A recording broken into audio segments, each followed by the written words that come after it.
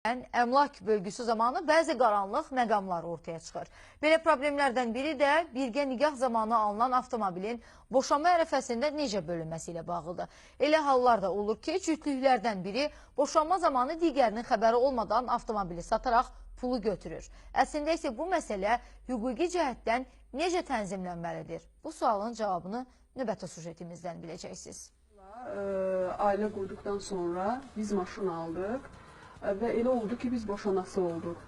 Artıq o bilirdi ki, biz məhkəmədə boşanacağıq. Yoldaşım da məhkəmədən əvvəl avtomobili satıb pulunu özünə götürmüşdü. Ailələrdə boşanmadan sonra yaranan ən böyük problem əmlak bölgüsü zamanı ortaya çıxır. Nigah dövründə aldıqları avtomobili boşanma ərəfəsində satan həyat yoldaşı Aytən Məmmədovanı da belə problemlə üzləşdirib. Bunun müqabilində o heç bir məbləğ ödəməyib. Bu fakt bir daha birgə nigah dövründə alınan avtomobilin boşanma ərəfəsində necə bölünməli olduğunu gündəmə gətirir. Hüquqşünaslar bildirir ki, birgə nigah dövründə alınanlar ailənin ümumi əmlakı sayılır.